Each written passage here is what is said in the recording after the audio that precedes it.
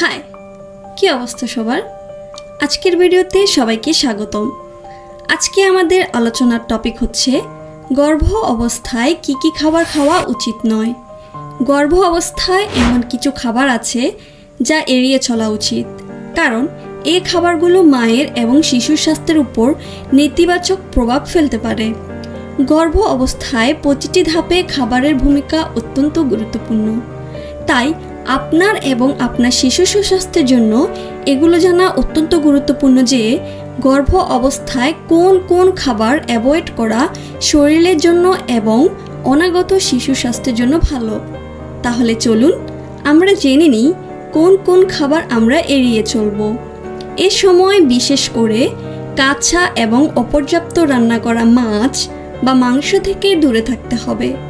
কাঁচা বা অপর্যাপ্ত রান্না করা সামুদ্রিক খাবার পার্শ্ব প্রতিক্রিয়া সৃষ্টি করতে পারে। এটি মা এবং গর্ভের শিশুর জন্য ঝুঁকিপূর্ণ। অপর্যাপ্ত রান্না করা মাংস অ্যাভয়েড করা খুবই ইম্পর্ট্যান্ট, কারণ এতে থাকা ব্যাকটেরিয়া মা এবং শিশুর জন্য ক্ষতিকর হতে পারে। তাই মাংস সম্পূর্ণভাবে রান্না করে খেতে হবে। কাঁচা ডিম এবং কাঁচা ডিম ব্যবহার করে তৈরি করা খাবার যেমন হোমমেড মেয়োনিজ, কেক ইত্যাদি এড়িয়ে চলা উচিত, কারণ এতে রয়েছে সংক্রমণ এর ঝুঁকি। কাঁচা দুধ এবং দুগ্ধজাত পণ্য এগুলোতে লিস্টেরিয়া ব্যাকটেরিয়া থাকতে পারে, যা গর্ভপাত, মৃত শিশু এবং আপনার গর্ভের শিশুর মধ্যে গুরুতর সংক্রমণ ঘটাতে পারে।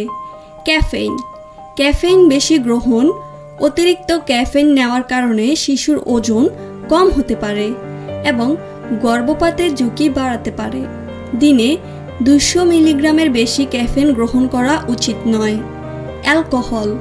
অ্যালকোহল গর্ভ অবস্থায় সম্পূর্ণ এড়িয়ে চলা উচিত, কারণ এটি শিশুর বিকাশের উপর বিরূপ প্রভাব ফেলতে পারে। গর্ভ অবস্থায় বেশিরভাগ ফল খাওয়াই স্বাস্থ্যকর এবং পুষ্টিকর, তবে কিছু ফল আছে যা এই সময় খাওয়া থেকে বিরত থাকা উচিত, কারণ এগুলো গর্ভের শিশুর জন্য ক্ষতিগ্রস্ত হতে পারে। এখন আমরা কিছু ফল নিয়ে আলোচনা করব যেগুলো গর্ভ অবস্থায় এড়িয়ে চলা উচিত। পেঁপে অথবা আধা পাকা পেঁপে। কাঁচা বা পাকা পেঁপেতে লেটেক্স থাকে, যা জরায়ু সংকোচন ঘটাতে পারে এবং গর্ভপাতের ঝুঁকি বাড়ায়। পাকা পেঁপেতে এই ঝুঁকি কম থাকে, তবে কাঁচা বা আধা পাকা পেঁপে অবশ্যই এড়িয়ে চলা উচিত। আনারসের মধ্যে ব্রোমেলাইন নামক এনজাইম রয়েছে, যা জরায়ু সংকোচনের কারণ হতে পারে। বিশেষ করে প্রথম ত্রৈমাসিকের সময় বেশি আনারস খাওয়া ঝুঁকিপূর্ণ হতে পারে। যদিও কাঁঠাল পুষ্টিকর, তবে এটি গ্যাসের সমস্যা সৃষ্টি করে, যা গর্ভ অবস্থায় অস্বস্তির কারণ হতে পারে, তাই এটি এড়িয়ে চলা উচিত।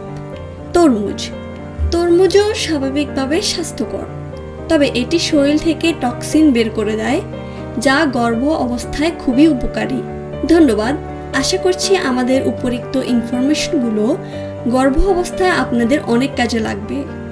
এতক্ষণ আমাদের পাশে থাকার জন্য আপনাকে অসংখ্য ধন্যবাদ।